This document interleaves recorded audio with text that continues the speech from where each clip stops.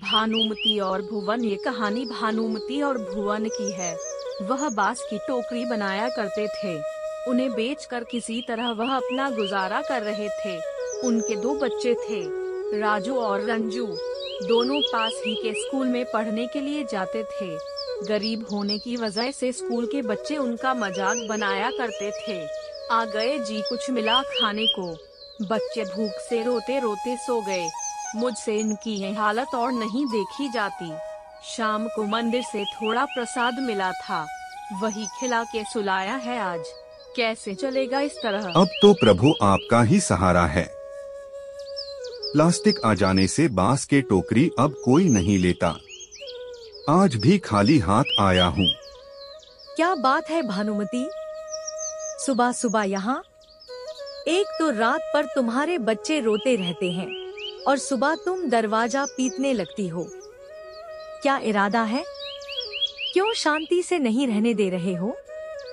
वो बच्चे कल से भूखे हैं, इसलिए रो रहे हैं। कुछ आटा है तो दे दो ना बहन, घर में आते ही लोटा दूंगी। देखो भानुमति, तुम लोग किसी और की घर जाकर भीख मांगो, उसमें तुम्हारे बच्चे जब भीख मांगेंगे तो कुछ ना कुछ मिल ही जाएगा। इस तरह कितना दिन चलता रहेगा? 4 बासी रोटी हैं, ले जाओ, कुछ को आज नहीं दूंगी। भानुमति आंखों में आंसू और हाथ में रोटी लिए घर पहुंचती है। बच्चों को रोटी में नमक लगाकर खिलाकर उन्हें स्कूल भेज देती है। ए राजू, जूते नहीं है क्या? पापा से बोलकर बांस के जूते बनवा लिया कर, यूनिक रहेगा। अच्छा, इसके पापा आर्टिस्ट है क्या? तुझे नहीं पता? अरे गली गली में शोर है, राजू के पापा बंसोर है। राजू और अंजू कौन है? दोनों स्टेज पर आओ। तुम लोग 6 महीने से फीस नहीं भरे हो, मैले कुछेले ड्रेस क्यों पहन कर आए हो? और जूते कहाँ हैं? तुम्हें मालूम है ना कि चप्पल यहाँ अलाव नहीं है। जी सर, हमें मालूम है कि चप्पल अलाव नहीं है यहाँ, लेकिन हमारे पापा बहुत गरीब हैं, उनके पास पैसे नहीं हैं जूते खरीदने के लिए। और तुम्हारा राजू, तुमने क्यों नहीं पहने जूते? ड्रेस में प्रेस भी नहीं किया हुआ। तुम दोनों के पास पर किताब भी नहीं। जी सर, राजू मेरे भाइया है, हम दोनों की पिताजी एक ही है। देखो बच्चों, ये एक प्रतिष्ठित स्कूल है, यहाँ के कुछ नियम और कायदे हैं जिसको फुलफिल करना हम सब की जिम्मेदारी है। आज से तुम दोनों स्कूल नहीं आओगे, मैं अभी तुम्हें ट्रांसफर सर्टिफिकेट दे रहा हूँ। पापा से कहना कि म्युनिसिपल कॉर्पोरेशन की स्कूल में नाम लिखवा ले। स्कूल से दोनों को टीसी देकर निकाल दिया जाता है। राजू और रंजू दोनों रोती रोती घर पर आते हैं। शाम में जब भुवन आता है तो उसे पता चलता है कि उसके दोनों बच्चों को स्कूल से निकाल दिया गया है। अरे ऐसे कैसे?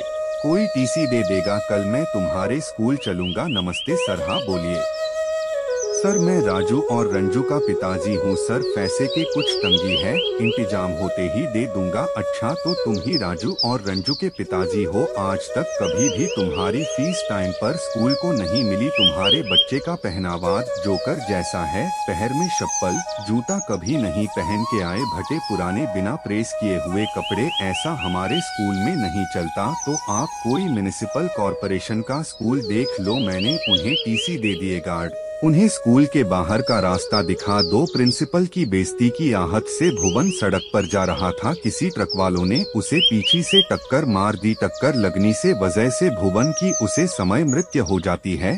पुलिस इसके शरीर को हॉस्पिटल पहुंचवा देती है, जहां डॉक्टर उसे मरा हुआ घोषित कर देता है। किसी ने भानुमति को आकर भुवन की एक्सीडेंट के बारे में बताया। वो अपने बच्चों के साथ दौड़ती हुई हॉस्पिटल पहुंचती है, जहां भुवन को मरा हुआ देखकर भानुमति जोर जोर से रोने लगती है। भुवन के जाने के बाद उनकी स्थिति बद से बदतर हो गई।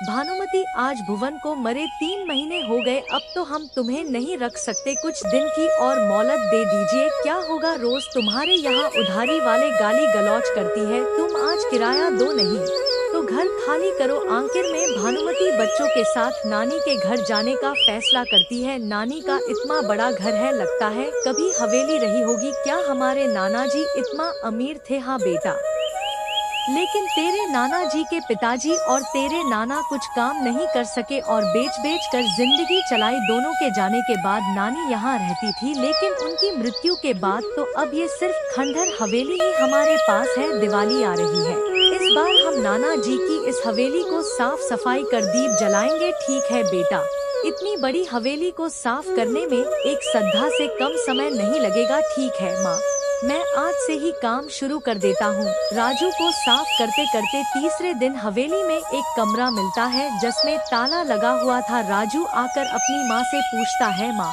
वो बंद कमरा जो पीछे है उसकी चाबी कहाँ है? पता नहीं बेटा, वो कमरा मैंने आज तक खोलते हुए नहीं देखा। राजू दरवाजे के चौखट में लगे हिरन का सींग पकड़ते हुए नीचे गिर गई। तभी दरवाजा गड़गड़ाहट के साथ खोलने लगा। राजू, तुम ठीक तो हो ना? हाँ भैया, मैं बिल्कुल ठीक हूँ। अरे ये दरवाजा तो अपने आप खोल रहा है। अरे हाँ, सही कहा तूने, आओ चलकर अंदर देखते हैं। राजू, तुम दौड़कर टॉर्च ले आओ, अंदर बहुत अंधेरा है। ठीक है भैया, मैं अभी लाई, ये लो टॉर्च। चलो अंदर चलकर देखते हैं क्या है। भैया बहुत अंधेरा है, मुझे तो डर लग रहा है, कोई भूत प्रेत ना हो। जितना जल्दी हो यहाँ से चलो। अरे क्यों डर रही है? और मुझे भी डरा रही है। चुपचाप मेरे पीछे चलती आओ। भैया क्या है?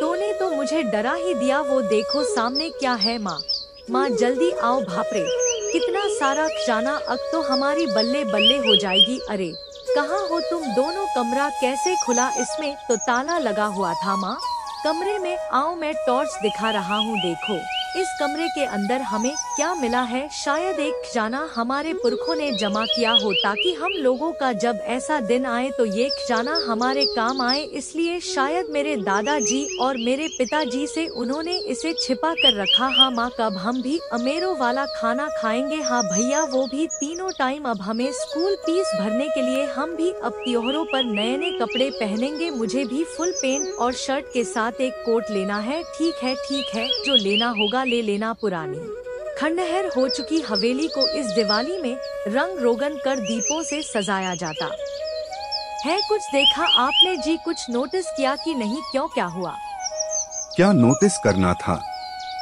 तुम्हें क्या दिखेगा? पड़ोसी कुछ भी करें, तुम्हें क्या मतलब? तुम नले हो और नले ही रहोगे। अगर मेरी कोई कमी हो तो तुम्हें तुरंत दिख जाएगी। अरे भानुमती अपने बच्चों के साथ मायके आई है तो अपने साथ धन संपत्ति भी लाई होगी। हाँ, तुम्हें तो मेरे सिवा सब अच्छे ही दिखते हैं। जब भानुमती आई थी तो लगता है मैंने देखा नहीं था कि किस तरह के बड़े कपड़े पहने थे उसके बच्चे ने, और आज यहाँ उसको खजाना मिल गया रहने। तो तुमसे तो बात करने ही बेकार है। मंधरा से रहा नहीं जाता, वो अपने भाई जगदीश को सारी बात बता देती है। जगदीश अपने तिक्रम दिमाग से जान जाता है कि उसके उस हवेली के अंदर, उस हवेली के एक कमरे में पूरा कमरा पैसे से भरा हुआ है। वो अपने दोस्त दागा की मदद से हवेली में पैसों की चोरी करने के लिए जाता है। यह झगड़ा क्यों यहाँ आया था? क्यों साला है अब का यहाँ आ नहीं सकता क्या? चोर डकैत किसी के सगे नहीं होते, समझी? मैं नहीं चाहता कि यहाँ आकर भी चोरी डकैती करे। भाई झगड़ा पक्का पता है न कि इस घर में पैसों से भरा कमरा है। वो क्या है न कि ये खंडरनमा हवेली से मेरे को डर लगता है। बोले तो मुझे भूत प्रेत से बहुत डर लगता है। अब ये घौंचू तू चोरी करता है, लेकिन तुझे पुलिस से डर नहीं लगता, और जो दिखता नहीं उस भूत प्रेत से डर लगता है।